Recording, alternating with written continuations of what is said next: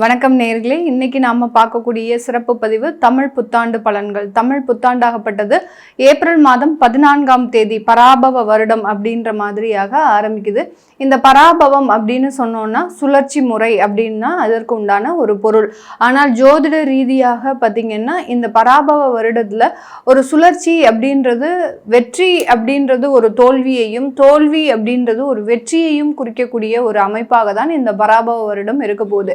யார் யாருக்கெல்லாம் நீங்க நன்மைகள் கிடைக்கல அப்படின்னு நினைக்கிறீங்களோ அவர்களுக்கு எல்லாருக்குமே ஒரு நன்மைகள் கிடைக்கக்கூடிய ஒரு ஆண்டாகவும், தோல்வியே இல்லாத சில நபர்களுக்கு இந்த ஆண்டு ஒரு தோல்வியை கொடுக்கக்கூடிய ஒரு ஆண்டாகவும் தான் இந்த பராபவ வருடம் இருக்க போகுது.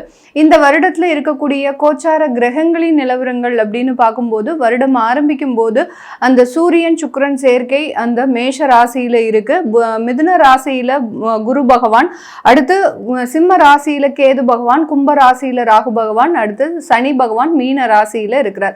இதுதான் வருடம் ஆரம்பிக்கும் போது இருக்கக்கூடிய கோச்சார கிரகங்களின் நிலவரங்கள்.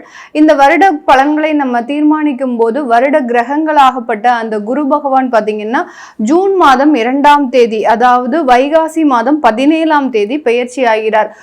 மிதுன ராசியிலிருந்து உச்சம் பெற போறார். கடக ராசிக்கு சென்று அங்க உச்சம் பெற்ற ஒரு குரு பகவானா பெயர்ச்சியாக போகிறார். அடுத்து பாத்தீங்கன்னா இந்த குரு பகவான் திரும்பியும் அதிசாரம் பெறுகிறார். அதிசாரம் அப்படின்னா விரைவாக நகர்ந்து சென்று அடுத்த ராசிக்கு பயிற்சி ஆகிறது தான் அதிசாரம். இந்த அதிசார ஒரு பயிற்சியாகப்பட்டது ஐப்பசி மாதம் நிகழக்கூடிய ஒரு அமைப்பாக இருக்கு. ஐப்பசி மாதம் 14ஆம் தேதி அந்த குரு பகவான் மீண்டும் அதிசாரம் பெற்று வருகிறார்.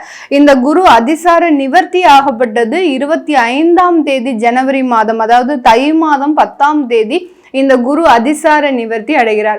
இதுதான் இந்த இடத்துல இருக்கக்கூடிய ஒரு முக்கியமான கிரகங்களின் பெயர்ச்சி. அடுத்து ராகு கேது அப்படின்னு சொல்லக்கூடிய அந்த நிழல் கிரகங்களாகப்பட்ட அந்த சர்ப்ப கிரகங்களின் பெயர்ச்சியாகப்பட்டது கார்த்திகை மாதம் 19ஆம் தேதி, அதாவது டிசம்பர் மாதம் 6ஆம் தேதி அந்த கேது பகவான் சிம்ம ராசியிலிருந்து கடக ராசிக்கும், ராகு பகவான் கும்ப ராசியிலிருந்து மகர ராசிக்கும் பெயர்ச்சியாகி வருகிறார். இது வக்ர கிரகங்கள் அப்படின்றதுனால அது ரிவர்ஸ்ல தான் எப்போதுமே இதனுடைய சுழற்சி இருக்கும். சனி பகவான் இந்த தமிழ் வருடத்துல பராபவ வருடத்துல மீன ராசியில இருந்து வக்ரம் அடைகிறார். எப்போ வக்ரம் அடைகிறார் சனி பகவான் அப்படின்னு பார்க்கும்போது கார்த்திகை மாதம் 24ஆம் தேதி, அதாவது டிசம்பர் மாதம் 11ஆம் தேதி வக்ரம் அடைகிறார். இந்த வக்ரம் அடையக்கூடிய ஒரு சூழ்நிலையில இந்த மாதிரியான இந்த பராபவ வருடத்துல இருக்கக்கூடிய கிரகங்களின் கோச்சார நிலவரங்களின்படி ஒவ்வொரு ராசி என்பர்களுக்கும் உண்டான பலன்களை பற்றி பார்க்க போறோம். அந்த பலன்கள்ல நமக்கு என்ன மாதிரியாக இருக்கு, ஒவ்வொரு ராசிக்கும் என்னென்ன ஏற்ற இறக்கங்கள் இருக்கு, நீங்க எந்த மாதிரியாக சில விஷயங்களை மாற்றிக்கணும் அப்படின்றது தான் இந்த பதிவுல தெளிவா பார்க்க போறோம். இந்த சேனலை முதன்முறையா பாக்குறீங்க அப்படின்னா சப்ஸ்கிரைப் பண்ணிக்கோங்க, பெல் பட்டன்ல ஆல் ஆப்ஷன் சூஸ் பண்ணிக்கோங்க. கடக ராசி என்பர்கள் காலபுருஷனுக்கு 4ஆம் இடமான சுகஸ்தானத்துல இருக்கக்கூடிய ஒரு ராசி. எப்போதுமே அதிகப்படியாக ஒரு நன்மைகளை நோக்கி பயணிக்கக்கூடியவர்கள். அதே மாதிரி தாயினுடைய உள்ளம் அப்படின்றது எந்த நபர்களுக்கும் இருக்கும். கடகராசி என்பர்கள் யார் யாரெல்லாம் இருக்கிறாங்களோ அவர்களுடைய மனப்பான்மை பார்த்தீங்கன்னா ரொம்ப தாயினுடைய உள்ளம் மாதிரி எப்போதுமே ரொம்ப அன்பா ஆதரவா எல்லார்கிட்டையும் சிரிச்சு பேசிக்கிட்டு யார் வீட்டுக்கு வந்தாலும் அவர்களுக்கு பரிமளிக்கக்கூடிய ஒரு விருந்தோம்பல் அப்படின்னு சொல்லக்கூடிய அந்த ஒரு ஒரு சிரித்த முகத்தோட ஒரு வரவேற்பு அப்படின்றது இந்த கடகராசி என்பர்களுக்கு தான் இருக்கும். உள்ளுக்குள்ள எவ்வளவோ கோபம் இருந்தாலும் அந்த ஒரு சிரிப்புல எல்லாரையுமே மாற்றக்கூடியவர்கள் நம்ம கடகராசி என்பர்கள். இந்த கடகராசி என்பர்களுக்கு இந்த தமிழ் வருடம் எப்படி இருக்க போகுது அப்படின்னு பார்த்தோம்னா பராபவம் அப்படின்னு சொல்லக்கூடிய இந்த தமிழ் வருடத்துல இவர்களுக்கு நன்மைகள் கிடைக்கணும் அப்படின்ற மாதிரியான சில ஒரு பிரார்த்தனைகள் இருந்தாதான் இவர்களுக்கு நிறைவேறும். ஏன்னா குரு பகவான் உள்ள உச்சமாகி வருகிறார், உங்களுடைய ராசியின் மீதே உச்சம் பெற்று வருகிறார். அப்படி இருக்கும்போது ஜென்ம குரு ஒரு இடத்துல தொந்தரவுகளை கொடுத்தாலும் அந்த ஜென்ம குரு தடை, அதாவது பிரச்சனைகளை கொடுக்காமல் இருக்கிறதுக்கு அதிகப்படியான ஒரு பிரார்த்தனைகள் அப்படின்றது இருக்கணும். அந்த குரு சரணாகதி அப்படின்னு சொல்லக்கூடிய எந்தெந்த தெய்வத்தை நீங்க பிரார்த்தனை பண்றீங்களோ அந்த தெய்வத்தை உங்களுடைய தாய் தந்தையரா நினைச்சு, அதாவது ஒரு பிரார்த்தனை பண்ணும்போது நம்ம எப்படி பண்ணணும் அப்படின்னா ஆன்மீக ரீதியாக உங்களுடைய குழந்தைகளுக்கு, உங்களுடைய குழந்தைகள் அம்மா அப்பா கிட்ட எப்படி கேட்டா எது நடக்கும் அப்படின்றது அந்த குழந்தைகளுக்கு தெரியும். அதே மாதிரி தான் நம்ம ஒரு குழந்தைகளா இருக்கும்போது நம்ம தாய் தந்தையர்கிட்ட எப்படி கேட்டா என்ன விஷயங்கள் நன்றாக நடக்கும் அப்படின்றது தெரியும்.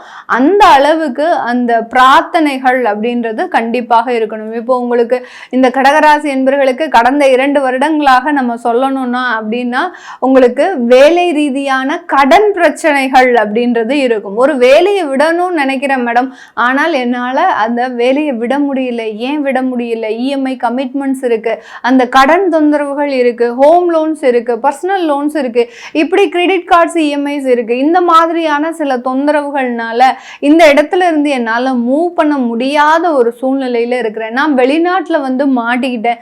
அந்த வெளிநாட்டில் இருக்கிறதுனால இப்போ நான் இதை காசு செலவு பண்ணி நான் வேற எங்கேயாவது போகணும்னா என்னால் அந்த வருமானத்தை பேர் பண்ண முடியல அப்படின்னு சொல்லக்கூடிய அளவிற்கு இந்த வருமானத்தினால ஒரு திண்டாட்டம் அப்படின்றது இந்த கடகராசி என்பவர்களுக்கு கடந்த காலத்துல இருக்கும். வருமானம்லாம் சம்பாதிக்கிறாங்க, சம்பாதிக்காமலாம் கிடையாது.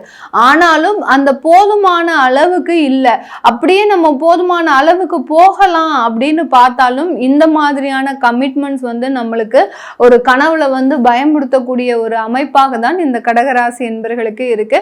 இந்த பராபவ வருடம் இந்த மாதிரியான சில தொந்தரவுகள் இருந்து உங்களே வெளியில கொண்டு வரக்கூடிய ஒரு நேரம்.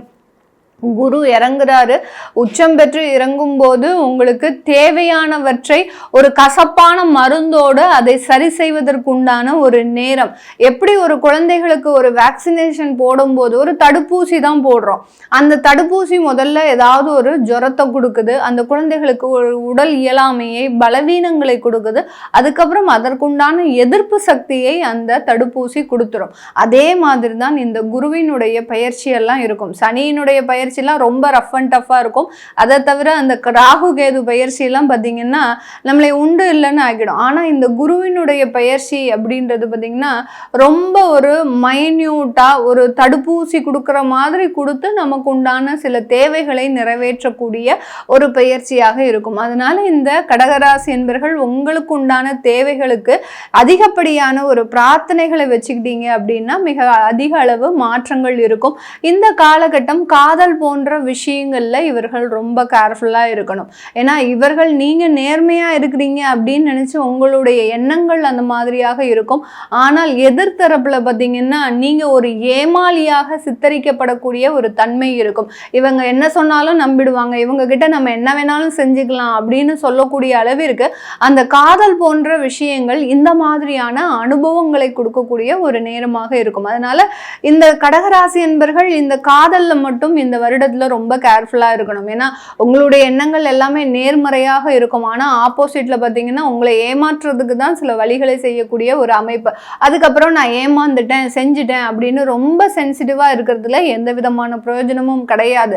இந்த கடகராசி என்பவர்களுக்கு தொழில் ரீதியான சில வளர்ச்சிகளும் வாய்ப்புகள், நிறைய பேருக்கு வாய்ப்புகளே கிடைக்கல. சில பேருக்குலாம் அந்த சினி இண்டஸ்ட்ரீஸ்ல எல்லாம் இருக்கிறாங்க அப்படின்னா எனக்கு ஒரு சின்ன ஒரு நடிக்கக்கூடிய ஒரு வாய்ப்பு கிடைச்சா போதும், நான் எல்லாமே சமாளிச்சிடுவேன் அப்படின்னு சொல்லக்கூடிய அமைப்புகளுக்கு நபர்களுக்கு இந்த காலகட்டம் உங்களுக்கு நல்ல வாய்ப்புகள் வரக்கூடிய ஒரு தருணம். அந்த வாய்ப்புகள்னால படிப்படியாக முன்னேறக்கூடிய ஒரு நேரம். ரொம்ப டைம் ஷெட்யூல் பார்த்தீங்கன்னா ரொம்ப டைட் ஷெட்யூலாக இருக்கும், ரொம்ப பிஸியாக இருப்பீங்க. முன்னாடிலாம் ஷார்ட்ஸ் பார்த்துக்கிட்டு ரீல்ஸ் பார்த்துக்கிட்டு டைமே போகாமல் இருக்கும். ஆனால் இந்த வருடம், அதாவது இந்த தமிழ் வருடத்தில் பார்த்தீங்கன்னா உங்களுக்கு ஃபோன் கூட பார்க்கறதுக்கு டைம் இல்லாமல் ரொம்ப பிஸி ஷெட்யூலாக இருக்கக்கூடிய ஒரு ஆண்டாக தான் இந்த கடகராசி என்பவர்களுக்கு இருக்க போது. ராகு கேதுவினுடைய பயிற்சி கொஞ்சம் சலசலப்பை கொடுக்கும்.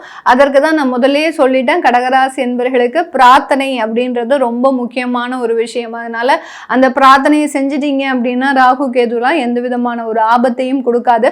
இதெல்லாமே நம்ம கோச்சார நிலவரப்படி பலன்களை கணிச்சு சொல்லியிருக்கிறோம். உங்களுடைய சுய ஜாதக திசாபுத்தி பலன்களை பார்க்கணும் விருப்பப்படுறவங்க கீழே இருக்கிற நம்பருக்கு வாட்ஸ்அப்ல அப்பாயின்மெண்ட் வாங்கிக்கிட்டு நீங்க கன்சல்ட் பண்ணிக்கலாம். உங்களுடைய குழந்தைகளுக்கு ஜாதகம் எழுதணும், நியூமராலஜி படி பெயர் வைக்கணும்னு நினைக்கிறவங்களும் கீழே இருக்கிற நம்பருக்கு வாட்ஸ்அப்ல மெசேஜ் அனுப்புங்க. அதற்குண்டான விவரங்கள் தெரிய வரும். உங்களிடமிருந்து விடைபெறுவது உங்கள் ஆஸ்ட்ரோ பூர்ணா. நன்றி, வணக்கம்.